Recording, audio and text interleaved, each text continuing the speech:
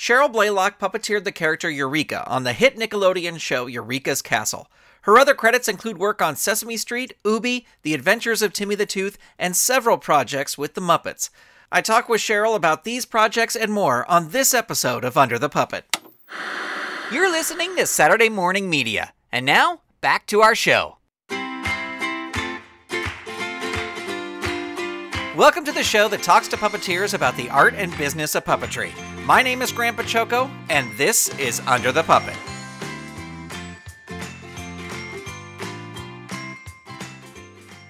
Well, Cheryl Blaylock, thank you so much for taking the time to be on Under the Puppet. Thank you so much for having me. I'm happy to do it. Do you remember your first exposure to puppetry as a kid? My very first exposure, I think, would probably be the Ed Sullivan Show. And, the Sherry Lewis and Topo Gigio and Senor Wences. And, of course, Jim, which exploded my brain when he came out with The Glutton. I was hysterical. The Glutton just cracked me up and just became, I was just absolutely fascinated with what was going on there. And then when Ed Sullivan had them come out and speak, all the artists he did, it was just, that was a great influence. And also we had a local TV show. I grew up in Kalamazoo, Michigan, and there was a local TV show called the Channel 3 Clubhouse. And there was a man it was his own show. And I remember as a little preschooler going downtown to be in the show, and he used to do this thing that was called the squiggle lines. And the kids would just draw something on a piece of paper, and he would make a character out of it. And I just remember clutching my little squiggle line. I was so thrilled to come home with that. And then flash forward later, this man, his name was Don Bonovich, and he turned out to be my art teacher in high school. Wow. And I just, I could never put the two together, my preschool self and my high school self, because he became my mentor. He was such a multi-talented guy. He was a kind of a local star in the theater world in Southwest Michigan. He played like Don Quixote in the summer theaters, and he was very sophisticated. He had a goatee, and he let us grade ourselves, which was another mind-blowing thing. So it's like, do you dare give yourself an A? Go ahead. So I learned a lot from him, and I even saw him later, and I said, why didn't you ever kind of come to the big city and make it big, And he said, well, my wife doesn't like big towns, and I had this very special little niche world in Kalamazoo, Michigan. And he said, and you know what? He said, I have the satisfaction of knowing that I can move an audience. And that, I know that I'm kind of a big fish in a small pond here, but that's like the ultimate experience of, knowing that feeling of being able to move an audience and play the roles that you've always wanted to play. And he had a great life, and he always let us, question ourselves. And so I learned a lot from him. I was very lucky that happened in high school. Yeah. Now, growing up, were your parents creative at all? My mom was a home ec teacher, and so I learned how to sew from her. And my dad was an accountant. So, no, I would say no. When you were growing up, was there studying in elementary school or high school or whatever? Were there puppets around? Were you interacting with puppets then? No, I'd have to say it wasn't really until my focus was fashion. Because I learned how to sew from my mom, and so I was always making my own clothes. So I was just a budding fashionista, and that I decided was going to be my focus. And so I chose a school in Atlanta, Georgia, the Art Institute of Atlanta, and I chose that school because they had a summer course in London, and London was the place to be at that time.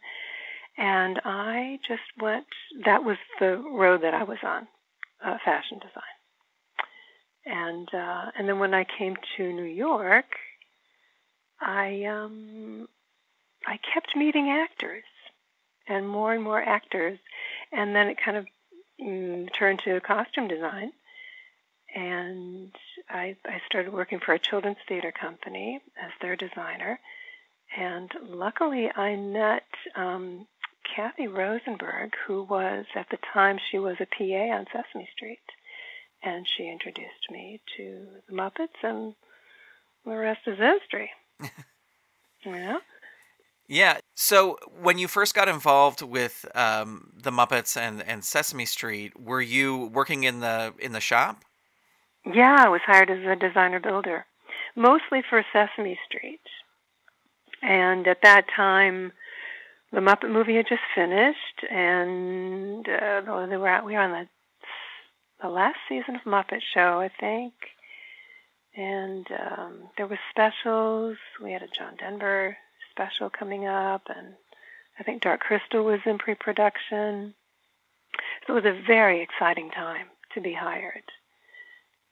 But my main job was to work with Carol Lee Wilcox and Ed Christie on Sesame Street, and then whatever happened, on the off season. Yeah. Well, and I read that you said that when you started on Sesame Street, you'd never seen an episode of the show before. Oh God, that's printed somewhere. Well, yeah. I'm embarrassed to say, but it was, I mean, when Sesame Street started, I think I was 15 maybe, so I didn't grow up with it.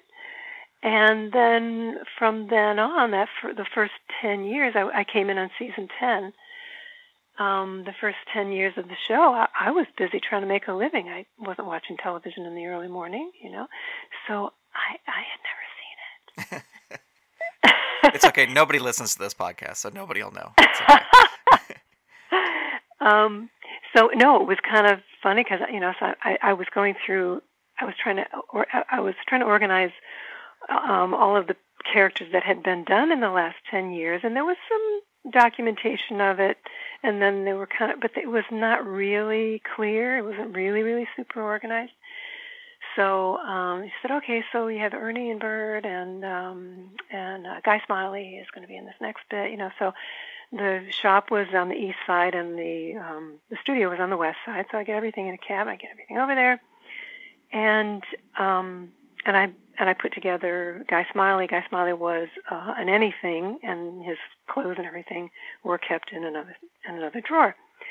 So I take it over and I take the puppet out, and Jim goes to do the puppet, and he goes, "Oh, where's his jacket?" I'm like, "His jacket? His? Of course, it's here somewhere. Let me see. Yes." And I had to run across town and get the jacket because I didn't know he wore a jacket. And yeah, so it was, those kind of moments, kind of like, yeah. Yeah. One of those fake it till you make it things, Yeah. That I don't recommend. You don't recommend it? No. Come as prepared as possible. Do your homework. It's much easier to do your homework now because we have Google, we have the internet, we have all kinds of reference points. But at that time, I didn't have any archives to look at. Yeah. Yeah. Did you, when you started working in the shop, and you were working on costumes and stuff, how soon was it before you started building puppets or working on puppets? I was doing costuming and puppet building around that same time. I mean, one of my main jobs, and there's a little videotape of this that is part of a book. I think it's a CD that came with the 40th anniversary of Sesame Street, if I have that right. And I don't even remember this being taped, but it's me putting together one of the anythings. So I just have a blank puppet, and I'm opening drawers and taking out eyes and noses and hair pieces and putting this puppet together. And I swear to God, I don't remember that being recorded. But there it is. It's available somewhere. And so that was my main job. It was sort of like playing Mr. Potato Head to me, Yeah. because I had all these drawers full of things. And Carolee Wilcox was just brilliant at teaching me how it was done. And she had been with Jim since the beginning of Sesame Street. So she was kind of my boss. She didn't like to be called boss, but she was my boss. Can you talk about the first time you put a puppet on your hand and were in front of camera? Let's see. When I started at Muppets, I was taking acting classes and mime classes and all kinds of performing art classes on the side while I was working for Muppets in the shop full time. And I wanted to, I could see that there was a need for women puppeteers, and Jim even asked me if I knew any women puppeteers. I'm like, well, maybe me, And so I got together with some film students and another fellow actor, and we created this short piece.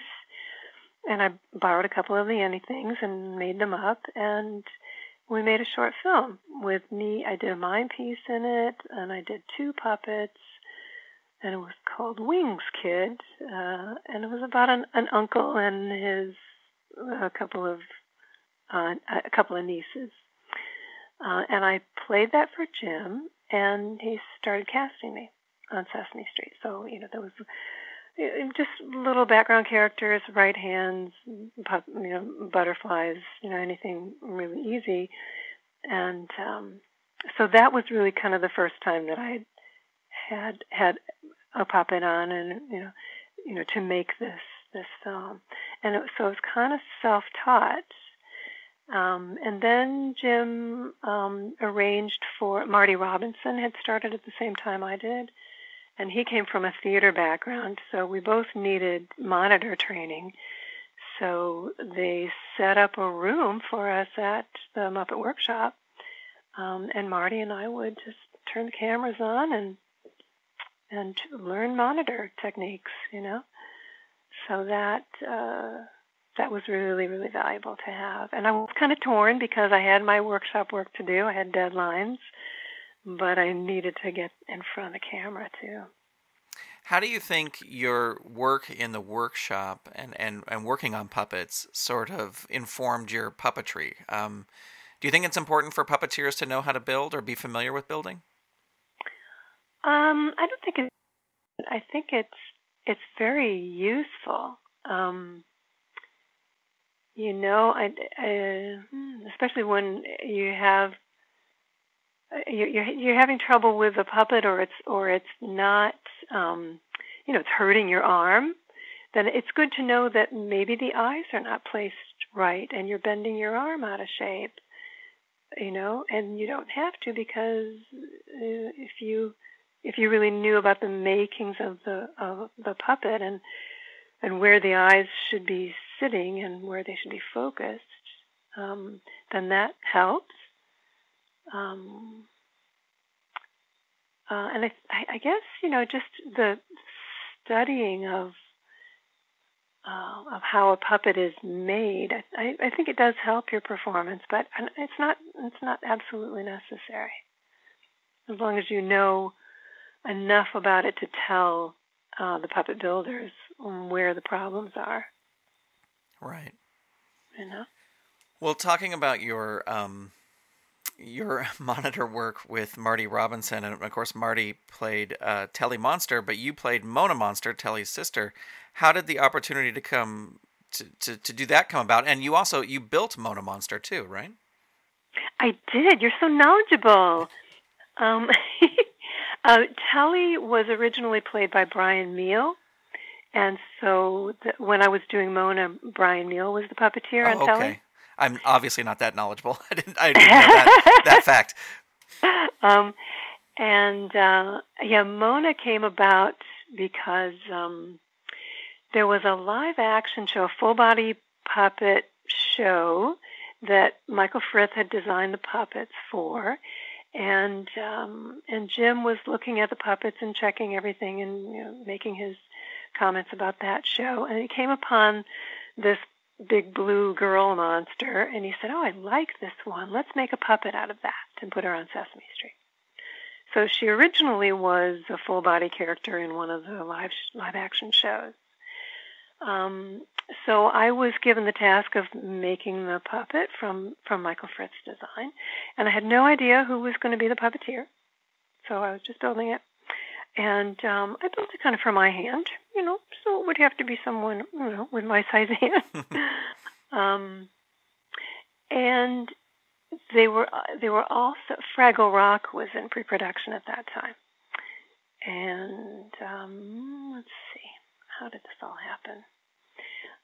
Fraggle Rock. So there's the two female characters in Fraggle Rock. And I'm just getting started, learning my chops. And they asked me to come in and audition. And I'm like, okay. Yeah, yes, of course, So I go over, we had a little studio built in the other building over on 69th Street. See, we're on 69th Street. There's another one on 67th Street. And so I do my audition, and then we had a trip to London where there is a point here. We had a trip to London where we're doing some Polaroid commercials. And sometimes I was sent on these trips, like the John Denver special too, because I was a wrangler and a builder and also a budding puppeteer. So Jim wanted to give me experience. So we'll go over to London. We're doing the Polaroid commercial, and I had just auditioned for Fraggle Rock, and I was kind of waiting for what the results would be, and I'm like, And Jim pulls me aside on the set to tell me that he's cast Kathy and Karen. And I'm like, okay, I can handle this. Yeah, sure. Yeah. And then he goes on to tell me how wonderful Karen is. Karen Prell, do you know her? She's just amazing. I'm just like, oh, God, don't stick the knife in it. Turn it. Like, please, I'm on the set. I've got to save face. And so it was so difficult to do that. And then later on in the day, he says, oh, by the way, you're going to be doing Mona on Sesame Street. And I'm like, yeah, good. I said, yes, but when you were telling me all about Karen, you could have said, but we're going to give you Mona. Couldn't have said it then. So that's how all that evolved. Do you think that was? I mean, I unfortunately I never got to meet Jim Henson, but I've always heard he had a very playful, kind of mischievous thing. Do you think that was on purpose, or do you think he just really did forget when he was telling you the one thing and then told you later? Yeah, he forgot. Yeah. I don't think it was meant to be playful. Yeah. It was just one of those things. Yeah. Well, you were on Muppets Take Manhattan, but I read that at the time you were working on Muppets Take Manhattan in the workshop. You were mostly in the workshop because you were also getting TV commercials as well. So was there kind of this kind of inner struggle between doing acting work and then also doing puppetry?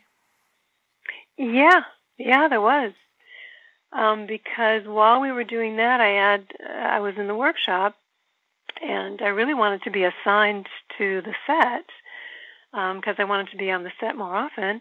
And then I finally had to realize, I'm getting so many auditions and that I want to be available for, and I was starting to book some voiceover stuff.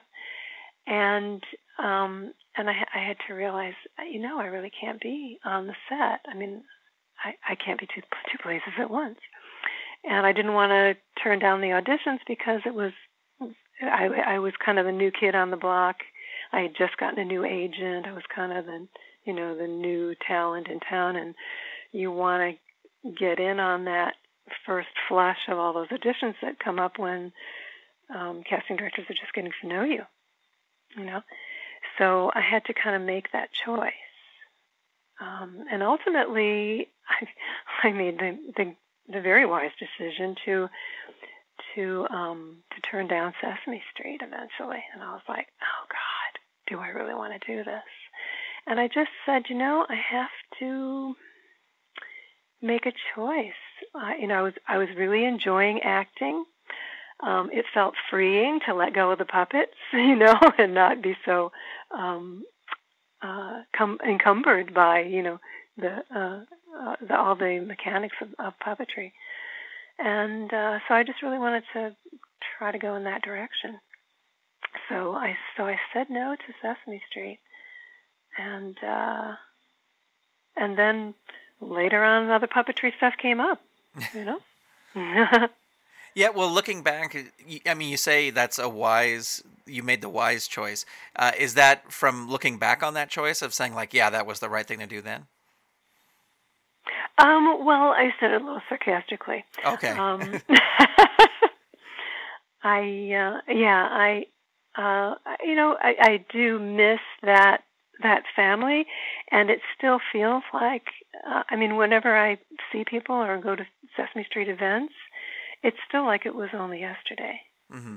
And I have worked on other projects with a lot of the same puppeteers, so, and actually they did call me one time. I was in California. I used to go back and forth between New York and California, and they did call me one time in California for an acting role in Sesame Street, and I was like, oh my God, thank you for thinking of me, but I'm in LA, so that was really nice. Yeah. And I did some fun stuff in LA too, Timmy the Tooth, and that's where I met Alan Troutman and Bruce Lanoil. We did a lot of stuff with Dave not Papalexis, that's Dave Pavlonis. You ever heard of him? No. He had a puppet theater company, puppet company. Very interesting. The Peppercorn Players, I think it was called. And that's where I met Alan and Bruce. And when I came back to Muppets, they were starting to do more work in LA. I said, oh, I know 2 California puppeteers I could recommend. So I did. Oh, that's awesome.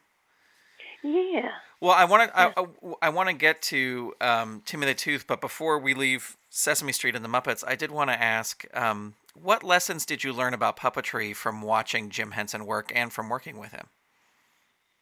Oh, God. Everything. Because it was from scratch. Yeah. Not only just working with him, but also that I had the privilege of going to the conference room. I would just stay after work as many times as I could, go up to the conference room that was filled. It was a library of videotapes of his whole, of everything, most everything. So I would just pop a videotape after work as often as I could. And I saw, Timepiece, The Cube, Youth 66, and he even had some of his influencers, like Ernie Kovacs and, things like that. So, and all of the Muppet shows and, whatever was on tape up there.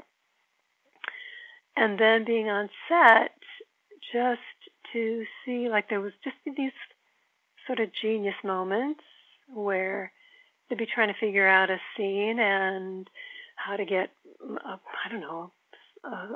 puppet or a prop from one place to another, and there's this moment, this pregnant pause, and Jim would say, well, why don't we just play the tape backwards? And a whole bunch of light bulbs go off, and like, voila, yes, okay, we're on. So there was just little genius moments like that I'm like, I'm in the presence of genius. Yeah. And he was a very generous fellow player, too. He would always encourage people to to upstage him. He got a kick out of being upstaged. Yeah. And so that was really great. Frank was another animal altogether. But I called them the Fab Four: Jim, Frank, Jerry, and Richard were my Fab Four. And they each had a different type of mentoring that they gave me, and I really just feel blessed by having that be my start. Yeah, that is incredible. Be taught by the best. Mhm. Yeah, and just hoping that I can survive it. And play both roles. The supportive role of worrying about every little stitch on the puppets themselves and everything that has to go into the scene, as well as learning how it's done. And just how to be spontaneous and how much to work with the script and how much not to, and what the variations were. Could I tell when they were improvising? Could I tell when they were on script? It's seamless. Yeah, it must have been incredible to sit there and watch them all work, and then get to work with them as well. Yeah, yeah. And then stepping into right-handing and trying to just be like a dance partner, puppeteering this getting the essence of that character that they're playing, but you're also playing that character, an appendage of that character. So I would have to kind of put myself in the head of the character that they were creating, without, and then and Frank always did the classic, you'd be doing something like, I remember I was doing Cookie Monster's hand, and he grabbed my hand, and then I was like, oh my God, okay, oh God, I'm doing too much. And then I heard from every other puppeteer that he does that to everybody. And I'm like, okay, I don't feel so bad. Yeah, I've heard that a lot. I've heard that from other folks as well. And it's like, I don't, would never be in the opportunity to get to right-hand him. But if I was, I think I would just not move the hand at all. Like, I know, knowing terrified. that. Yeah, I wish I knew that going in. Yeah. Well, let's move on to Eureeka's Castle. And you, of course, were Eureeka on Eureeka's Castle. And how did the opportunity to audition for Eureeka's Castle come about? It was a classic audition, I think, yeah. And it was all my pals that I knew from Sesame Street and beyond. Jim was from Kermit Love's studio, Jim Krupa. And it was his studio that was making the puppets, so he suggested me. So yeah, that was an audition, and I was like, oh my God, I got the lead. Was there pressure being cast as the title character? Of course, yeah. Yeah. And the puppet was heavy and a little difficult, So I remember spending a lot of my lunch hours just resting my hand and like trying to put it kind of like, is it okay if I put my arm in a sling over lunch? So yeah, I remember that part of it. But what a great opportunity to create a character that was, a kind of a new female lead. There wasn't too many female leads at that time. And the challenge was to make her, not in the classic mom role that she was striving to be a wizard. She was a wizard in training. And she had these mystery parents that were like, well, where are her parents? There's pictures of her. Are they gone? Is this like Frozen? And I kind of sort of made that so, that they were somewhere in the world, maybe on a mystery mission, or maybe not. But she was in charge of the castle, and I just kept trying to suggest to the writers that they make her not so momish, because it was a very strong tendency to make her like Magellan's mom character, or the mother of the castle, and I really wanted her to be more of a wizard in training. She was coming into her own, and she needed support too. Yeah. Well, and you got to write a few segments for the show as well, right? I did. That was fun. I was like, oh, let me try this. Yeah. So I did, yeah. How much, you said you talked to the writers. Was there a lot of back and forth, like, oh, I think this is how the character would be? You know what I mean? Like, did you get to kind of influence that? A little bit. And then I think I wrote a piece that was, Eureeka has a visit from her. I don't think we ever did. Yes, it was too difficult. I don't think we ever recorded that one, but it was the most fun to write. She gets a visit from her cousin. So it would be the Eureeka puppet dressed a little bit differently. And her cousin is just perfect at everything.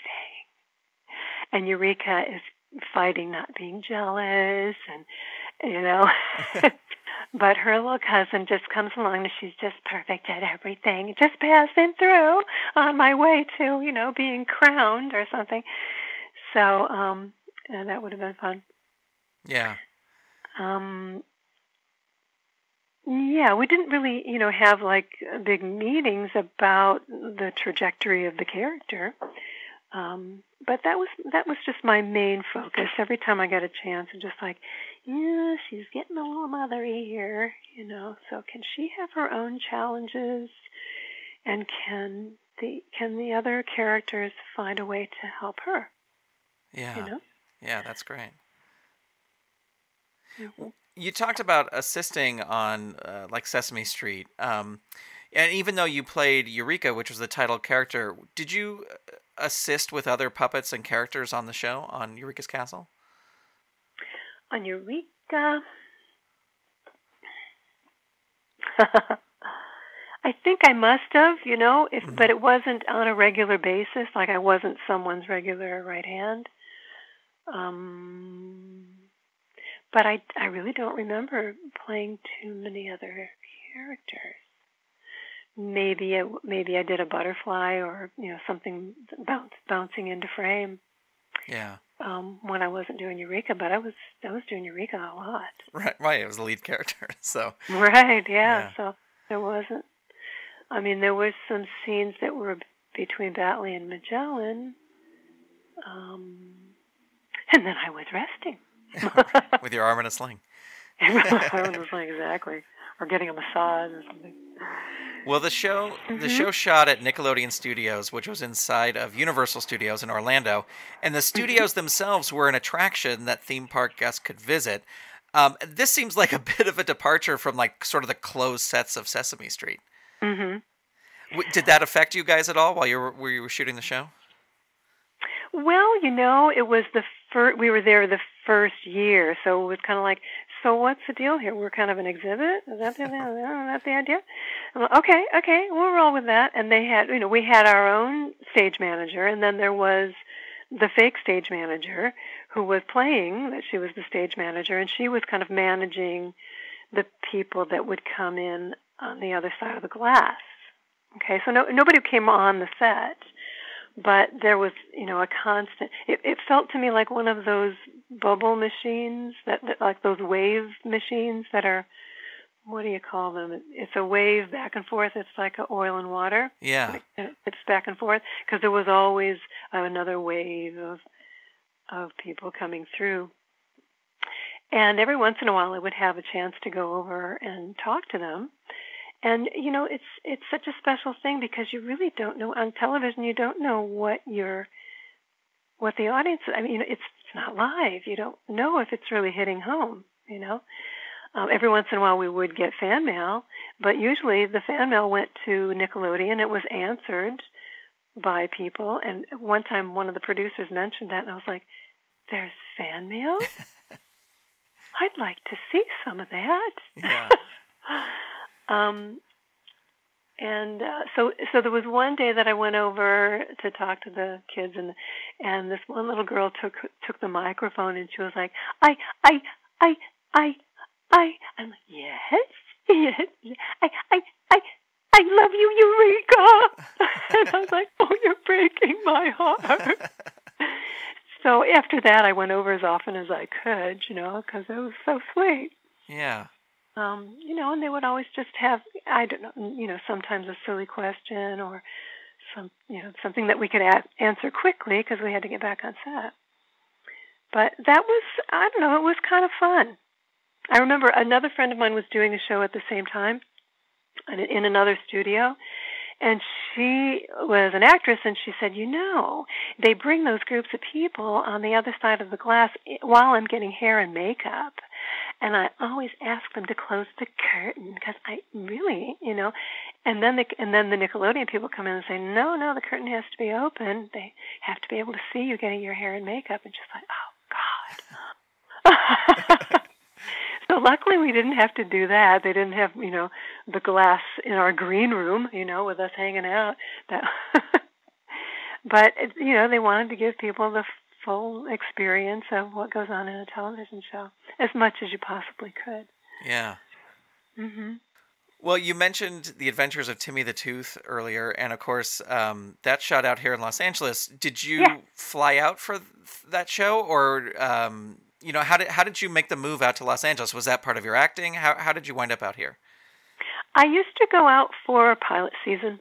Mm-hmm. So I would go out for 6 months, come back to New York for 6 months. I did that for a long time. It was crazy. And I had 2 cats and everything. It was just like every 6 months I was packing up and moving to the other coast. And then I went out for a year, came back for a year, and then I went out for 2 years. And then I came back. I just stayed in New York since then. But that was during one of those periods. And I was, I had an agent. I was doing commercials. I was, just doing as much as I possibly could. I was auditioning for everything, puppetry and acting. So that's when I did the Peppercorn Players, and part of that is we did the Dolly Parton show. That was really fun. And we did another show called the Lou Kelly Show. It was just a pilot. It was a pilot for Dick Clark. That was a lot of fun. Alan and Bruce were on that as well. So, and then, The Adventures of Timmy the Tooth. That was a lot of fun. Beautiful puppets. And to have those eye mechanisms was amazing. And then to have, Christine did my eyes on Bubbles Gum. And, just to work with another person who was remote this time, not standing right next to you, but watching in the monitor and still connecting with my performance and connecting and anticipating where she's going to be looking and what her next expression was going to be. It was just seamless. Christine was brilliant. Yeah. So great. And just to have that technique, it really brought the characters. I mean, they could blink. Yeah. God. It adds a whole nother level to the to the puppet. Yeah. Yeah. I did 2 characters on that show, I think. Yeah. I did another character that was kind of my Judy Holliday type character. She was, kind of a floozy, really. She was always complaining about something vain. Yeah. But Bubbles Gum was really great, too. She was so encouraging of Timmy and playful. I did love doing that show. It was really fun. Well, and that show was musical, and the other projects you've been in have been musical too. Did you take singing lessons? Did you study singing? I did. I did that as part of my. When did I start singing? When I started on Sesame Street, I think. Yeah. I took private vocal lessons, and I even did some sight singing. I thought I've got to learn sight singing, and then I realized that you don't really have the charts a lot of times, to look at. But sight singing was really helpful, and I sang in some choirs and stuff. So yeah, it was mostly private lessons. Well, and you took these singing classes, and you mentioned earlier in the interview that you were taking other sort of acting and mime classes and things like that. Do you feel that taking classes like these that are sort of outside of puppetry help a puppeteer become a better puppeteer? Oh, essential. It's essential, yeah. Because it's acting. It's just moving all of that character work up your arm and out of puppet, So you got to have the base of, that's why I consider puppetry like acting 102. It's advanced because you have to create everything that you create, for an acting character and transfer it to this other being and get it to move in ways that it wants to move and the way you want to move it. Part of it is the character that you're putting through that's coming through the puppet, but also is discovering what the puppet does and what the puppet wants to say.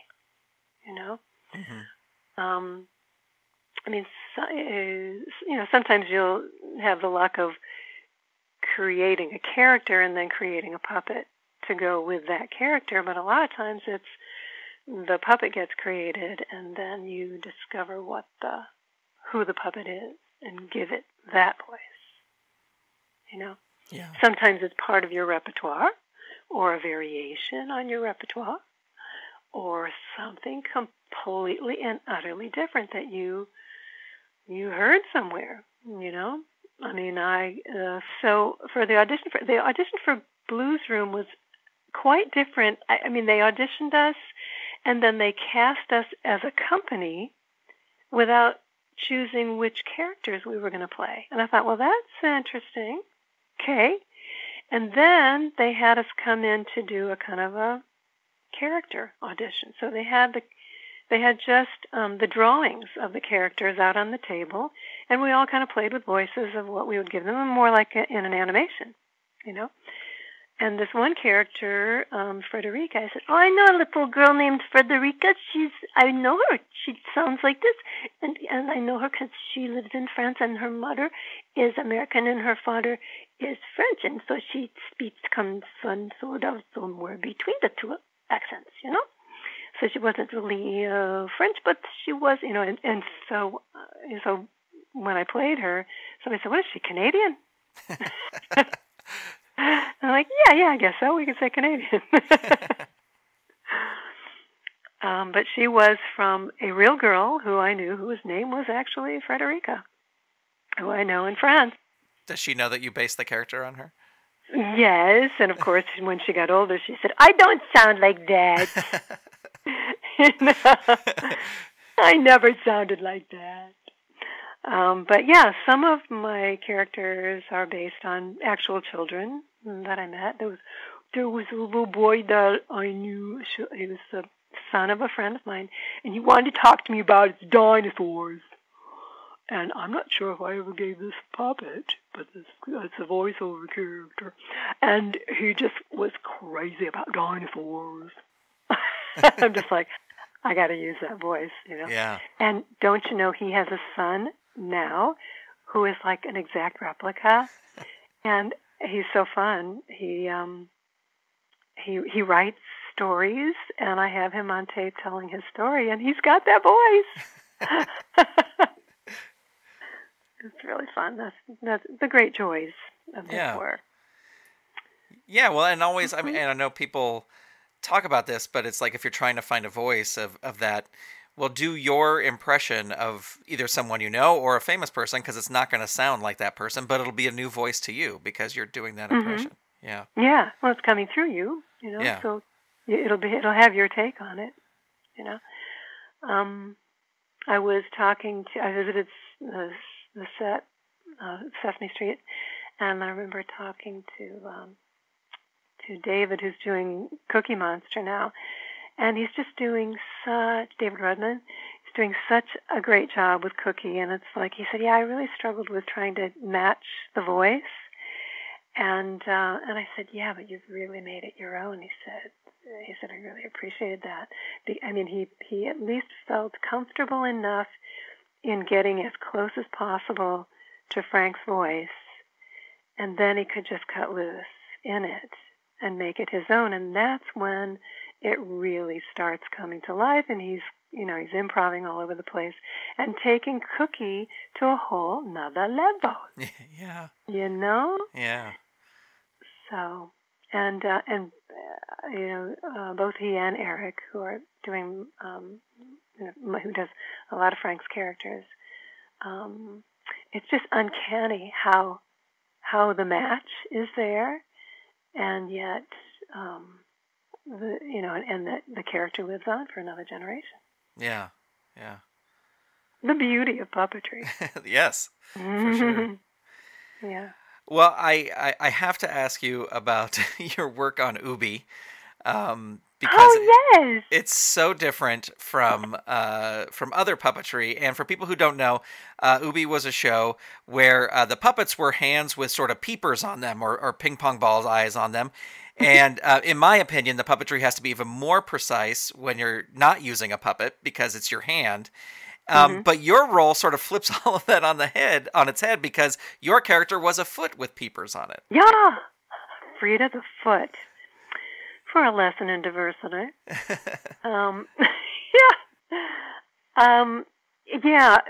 That show, I just had such admiration for that show because I consider it pure puppetry, just the purest puppetry. It's bare hands. Yeah. And the story of how it evolved from Josh Selig. You do? No, do please tell it. Please tell us. Yeah. That he was just, he's great at research. He finds out lots of stuff about lots of things. So he was wanting to know more about puppetry, and he came into some puppeteers that were just doing Puppetry 101, with just bare hands and ping pong ball eyes and working with a mirror and working with camera, and that's what we do, Puppetry 101. You walk along here, you learn the corners of the frame, all that stuff, and he just got inspired to write the show from seeing Puppetry 101 and puppeteers trying to learn the craft. Yeah. So it's just such a brilliant idea. So yes, then when they asked me to come in and do Frida, I was like, oh, okay, so where are you going to put the eyes? And that means that I'm going to have the eyes on the bottom of my foot, so then I have to, where do I put my body? And so I just kind of had to go back to Puppetry 101 and teach my foot. Yeah. Eye focus and monitor.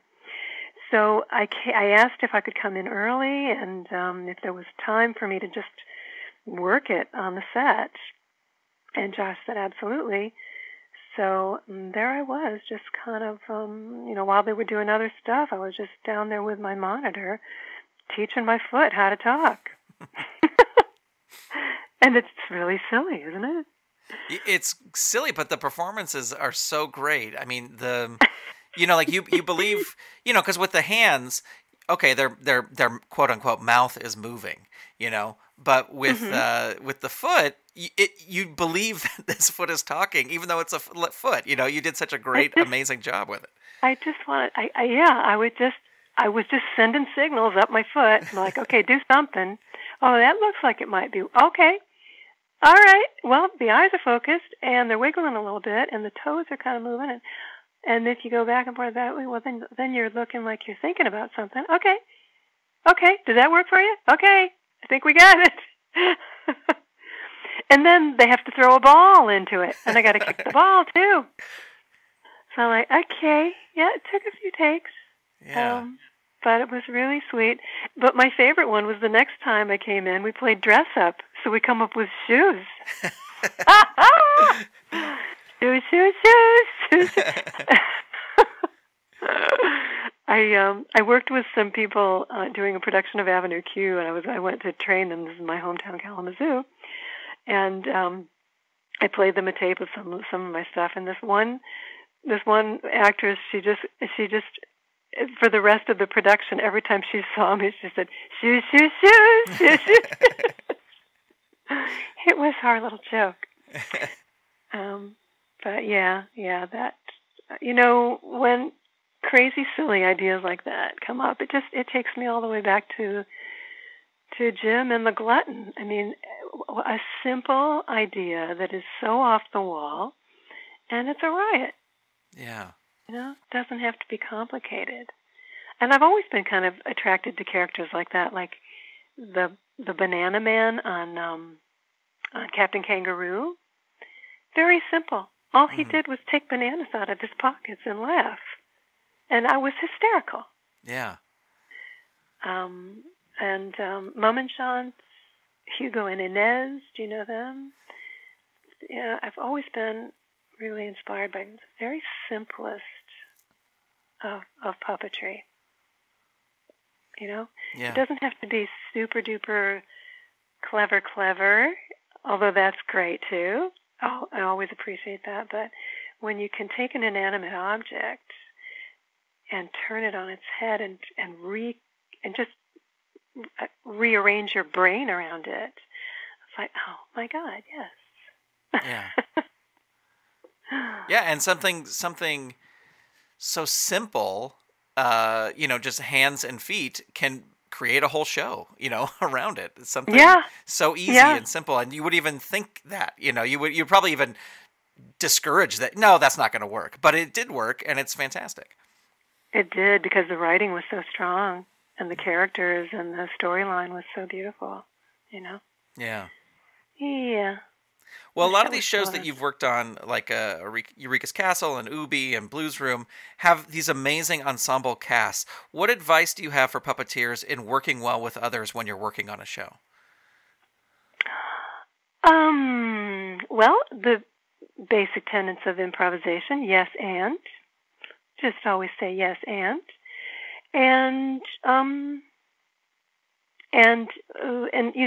enhance someone else's performance by adding to it from your own self. Also, even know what you need on the set. If you're seeing the setup and it's a big ensemble piece, and you're going to be asked to move from this place to this place, are you set up with monitors? Do you have what you need? Don't just kind of go, don't mind me, because your work is not going to look good if you can't see it. Mm-hmm. So you always have to kind of, not be such a nice guy. Right. And just, and notice everything. Notice everything that's going on. And every person on the set, too. Every crew member, every set piece, every light, where the cameras are, what the angles of the cameras are, what the setup is going to be. Just study the entire thing, not just your role in it. And then of course know what your role is in it. But that's what was the question about being an ensemble player? Yeah. Mm-hmm. Yeah, I think you've answered it well. I especially like the talking about enhancing someone else's work. Like that's why you're there, and hopefully they're doing the same for you, and then you all have a great show. Yeah. I just really appreciate what the other person is doing. Enjoy it, and then that will inspire you to add your 2 cents to the equation. Well, as we wrap up here, I wanted to talk a little bit about Trees New York. And could you tell us a bit about what Trees New York is and the work you've done with them over the years? It's kind of a departure, isn't it? I started gardening in my local park, and I realized I have a green thumb here. I got a knack for this. So I thought, oh, let me take a little course in pruning, so I can learn how to prune trees, and it'll kind of go into my sculptural background and everything. And then I asked the teacher of the class, I was just explaining my background, and I said, could you use anybody with my collection of talents? And she said, let's talk. So we created this kind of position for me to create programs for young people that have to do with nature and trees and environmental justice and food justice.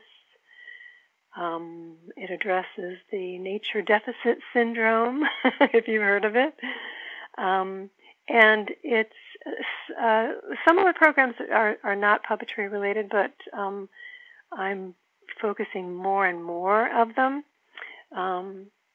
Depends on what kind of grant. It's a nonprofit, so it depends on what kind of grants that we get. So I said, well, I got this little old lady character that I got at a ventriloquist convention ages ago.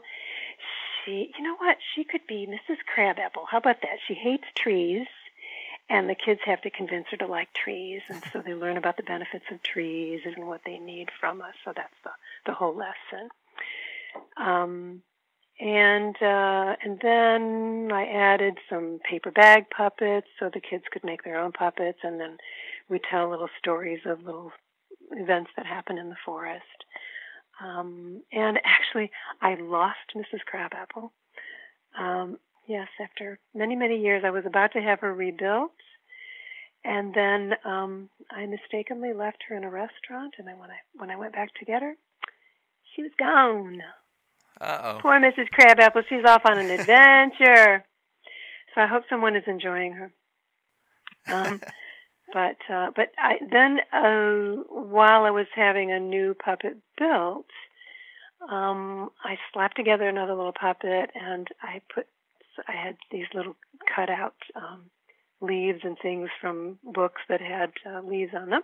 So I just kind of glued that all together, and one of the kids said, well, what's your name? And I looked at the puppet, and I had put on Queen Anne cherries on either side of her head.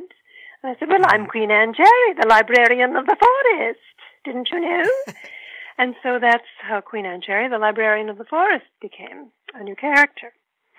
So I said, okay, let's not replace Mrs. Crabapple. She was kind of fun, and I love that premise. But now we have Queen Anne Cherry, the librarian of the forest.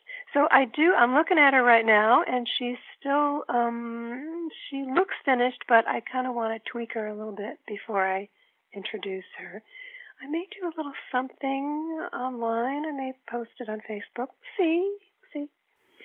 Oh, great. Yeah. Well, if people want to find out more about Trees New York, where can they go? They can go to treesny.org.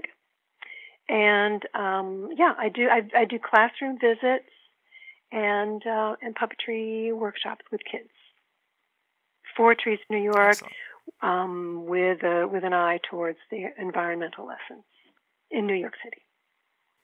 Awesome. Well, I will have links to that in the show notes for this episode, so if people want a direct link, that's where they can go to check it out. Okay. Groovy. Well, as we wrap up here, I always love asking this question. You've done so many wonderful shows. What has been the highlight of your career so far?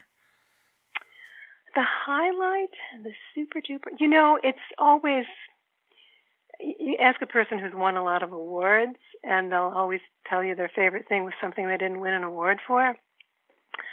I think the most satisfying thing is when you really see the impact on a child.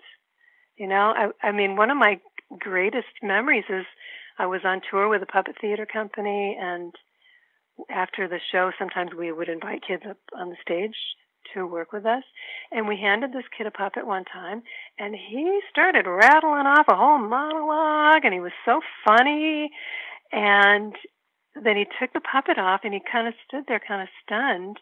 And we looked at his teacher, and she was stunned too. She said, "You don't understand. He doesn't talk." Wow. And we said, "Well, he does now. Give this kid a puppet." So that was just thrilling that something like that could happen, and that, that the magic of puppetry can open a door like that, or can be a vehicle for someone, to give them a whole new skill that they are suddenly allowed to have, or an expression that they can have. So I think that's kind of, besides working with Jim and seeing his expertise on so many things. A funny little anecdote with Jim too is we were out doing the John Denver special in Aspen, Colorado, and we were doing a lot of outdoor shots, and it was written for the fall, and all of a sudden we had this snowstorm, so we had to quick rewrite like almost everything and rearrange everything, and I was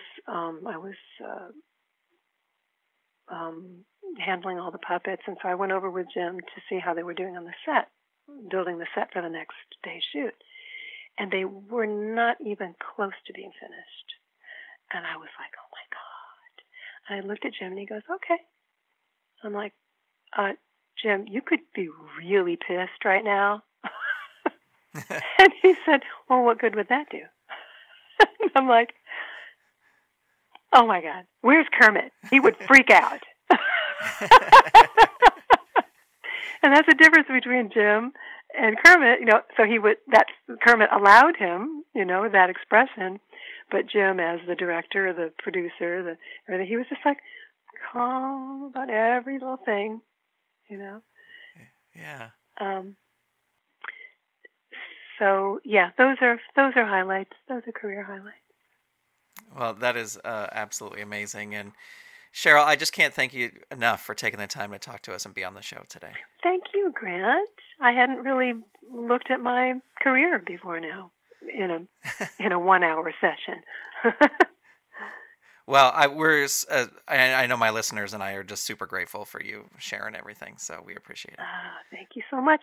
Many thanks to Cheryl Blaylock for being on this episode of the show. For links to Cheryl's projects, as well as to some of the other things we discussed, check out the show notes for this episode number 45, over at underthepuppet.com. Well, now it's time to announce the winner of episode 43's giveaway for a Sesame Street Snuffleupagus Funko Pop signed by Puppeteer Martin P. Robinson.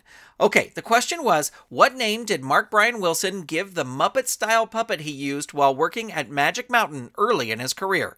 And the answer was Dr. Blue Nose. And the winner is Smith Henderson. Congratulations, Smith, your Funko Pop is on the way. And thank you to everyone who entered. Well, now it's time for this episode's giveaway, and the prize this time around is for a brand new set of 3 DVDs of Bert Tillstrom's Kukla, Fran, and Ollie, the first episodes, volumes 1, 2, and 3. Now, if you have not seen Bert Tillstrom's amazing puppetry on Kukla, Fran, and Ollie, you absolutely need to. These DVDs just went out of print, but this brand new, still shrink-wrapped set can be yours if you can answer this question from the episode you just listened to. How many cats did Cheryl Blaylock say she had during the period of time when she was flying out to Los Angeles for pilot season? When you find the answer, send it in an email to underthepuppet@gmail.com with the subject line giveaway, and you'll be entered to win.